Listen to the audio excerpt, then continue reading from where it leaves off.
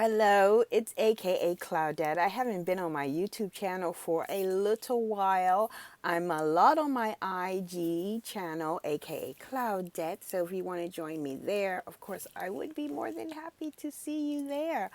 I just thought this is the best platform for me to share with you how very special this new moon is.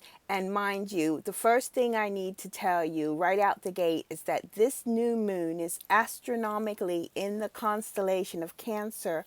Not only is it in the constellation, it is smack in the middle of this quite tiny constellation that only has 20 degrees of our ecliptic path, and therefore it is 10 degrees. So at the time of 11:11 Eastern Standard Time and at the time of 4:11 British Standard Time, it will be the sun and the moon will be at 10 degrees and 21 arch minutes of Cancer.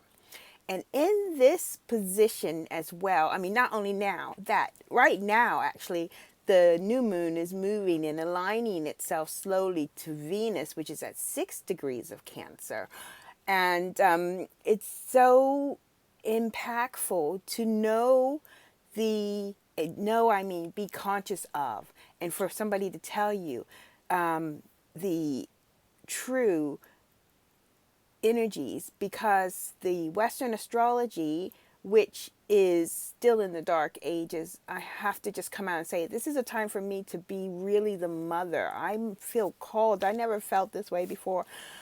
Really to feel called as these Cancerian to take care, to shout from the rooftops how important it is for those of you who are seeking knowledge from the stars to know exactly the energy and gifts that they are giving to you. And the energy and gifts that are given to you are astronomical. They are not Western astrology. They are a little closer to Vedic, but not exactly. And therefore, I want to come here and tell you how amazing it is that at this new moon, there is something called the beehive cluster. And the beehive cluster is known since Babylonian times. And because my nickname is Claudette, also I feel I need to deliver this information as well, because cloud and Claudette is like a little cloud. Well, would you believe? The thing is that the beehive cluster has names related to cloud because it can be seen with the naked eye, and that's what it looks like. 1,000 stars look like a little cloud, can't be clear. That's where the word nebulous comes from, as a cloud in the sky. And I just want to be correct when I say it's nebulon, Nephephelion. It means little cloud. And also in Chinese astrology, it means a cloud of pollen. So when they looked at the beehive cluster, they also, Ptolemy called it the breast of Cancer. So it's really the breast. Actually, the constellation of Cancer looks like a little part of a stick person, like with two legs with no arms. And so the beehive cluster is like right at the breast of that constellation. And in this constellation, in this area of the Cancer constellation, we have the beehive cluster, which is like 1,000 stars, called the open cluster because they are open, but they are connected to each other.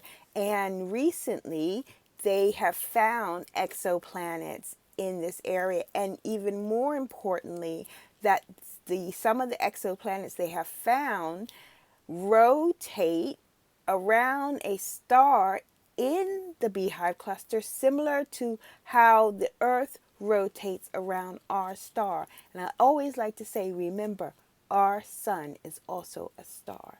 Okay, so this is why I think if you are just in the mindset, if someone like myself comes and tells you, and you're interested in astrology, don't really think fire energy or Leo energy or all this noise, I call it, because each planet has a frequency. They are frequency based, okay? And so are the connections and the energy exchange that they make depending on what constellation that they are in. This is proven fact. That's how they find exoplanets. That's how they, wonder, why is this off course? Well, there must be interference. There must be another connection being made to this heavenly body, and that's why it's acting that way.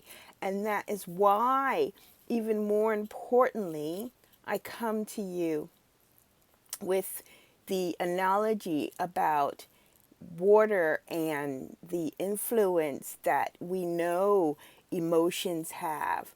Our emotions are based on water. When we cry, we shed tears. When we're happy, we share tears. When intense emotion, very often when we're scared, we also share tears.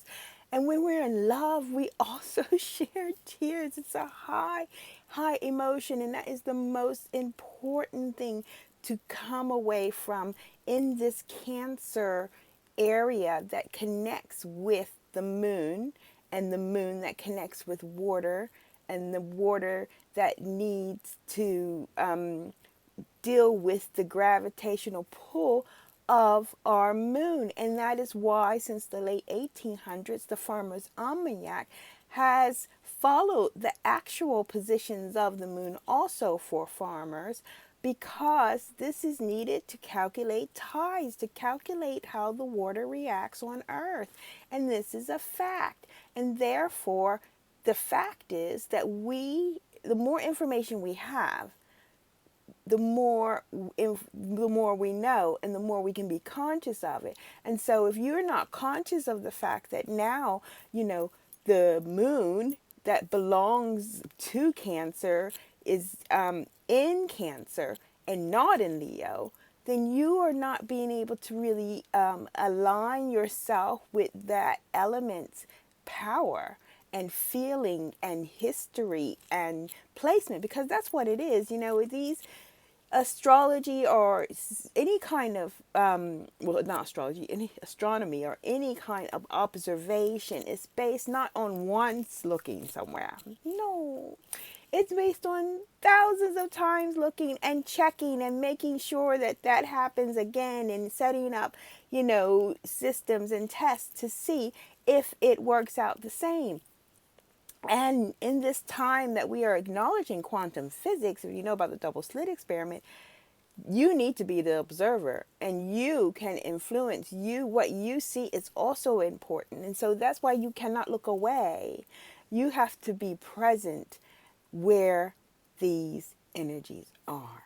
I think that is the most important thing to say. So what I want, to conclude with, because I don't want it to be long and drawn out, YouTube scenario, is I would like to read from a blog where I found a reference of the beehive cluster relating to ancient times, which I think is amazing, but also the fact that it's something you can see with your eyes now. You can't see it now because it's where the sun is.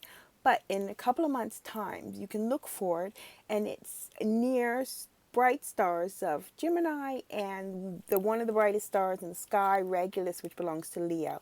And of course, Cancer is in between those two constellations. So there's so many interesting things, and I will put a link to what I'm reading about.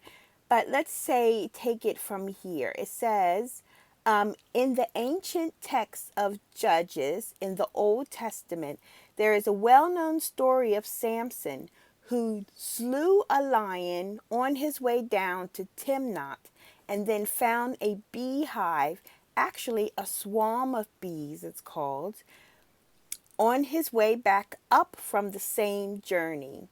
By the way, this trip down to Timnath, upon which he encountered the lion, the Leo constellation, was to meet a beautiful woman in Timnath of the daughters of the Philistines. In other words, a virgin, which is the Virgo constellation.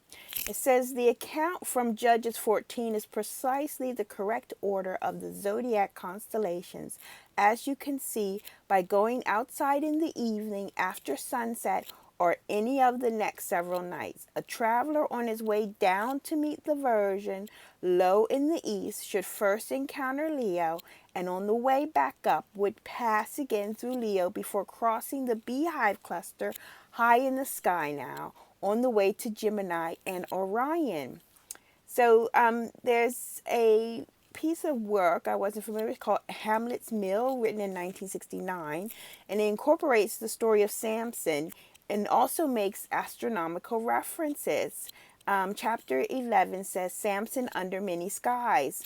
And they say that they don't come out and say this because actually you weren't really, there were times where you weren't really allowed to talk about astronomical things in reference to biblical times and religion. I mean, even now, people like, get kind of upset if you do. But, information is beautiful, so I just mix it all up. However, so it says, however, they never really came out and state very plainly what they were talking about, so they only hint at the reference to the beehive. This is typical of Hamlet's Mill, which can be somewhat difficult to read at first, but which opens itself up to the reader after several rereadings you would have to read. Also, what's important I want you to know, and this is last but not least, but very important, it says elsewhere in this work, and this is by Matisse and Corali, a blog spot. I will definitely reference this. It says elsewhere in that work, again, without drawing out all the connections to the reader, de Salatinian and de Kant, the writers, point out in two different places that the ancient Babylons referred to the constellation Cancer as the carpenter. For example, in page 314, they write, and along with this consideration, the proper attention will have to be paid to the Babylonian name of Cancer, namely Nagaru, the carpenter. This is essential because in the 12th tablet of the Gilgamesh epic, preserved only in Sumerian language, Gilgamesh complains bitterly of having lost his Puku and Miku instead of having left them in the house of the carpenter where they would have been safe, apparently. They say the clue is intriguing as the beehive was known to the ancients by another name, and this name is Prasepe. Prasepe is a Latin word for crib in major. Crib in the major, no crib for his bed, blah, blah, okay. Prasepe, now, it is extremely interesting, of course, that the cluster known to the ancients as the major is found in the house of the carpenter. Clearly, the beehive has tremendous ancient significance encoded in ancient myths stretching back to ancient time. And that's the main thing, is that these things are encoded in ancient myths because they have always been observed. This you can see with your eyes when you look up to the sky, and this is why I talk about Skystrology. I'm so passionate about it, and if you are interested, please feel free to contact me through AKA Cloudette, the YouTube channel, the Instagram, and however, skystrology.com. Yes. So, main thing, I want to send you a conscious thought about taking care of your feelings, all the words connected with feelings and Cancer, intuition, emotions, and the sun is shining there with the moon. They are aligned, they're coming together, they're starting something new. Need I tell you, at the time that our Mercury goes straight, Mercury now is still in astronomically Gemini. It's at the end of Gemini. It will take a few days, but it will move into Cancer. Venus is in Cancer as well. So we are taking care. Don't feed into the other noise, the man-made noise. Feed into your own needs, your own intuition, your own desires and family, and what makes you feel secure and at home with yourself. So It's been 14 minutes of exciting information. And yeah, if you want me to come on more YouTube, you're just going to have to say so. Take care. Thanks for listening. It's Chapeau Claudette, aka Cloudette, because I love clouds and looking up. Keep looking up, everyone, and get that Skyview app. Ciao.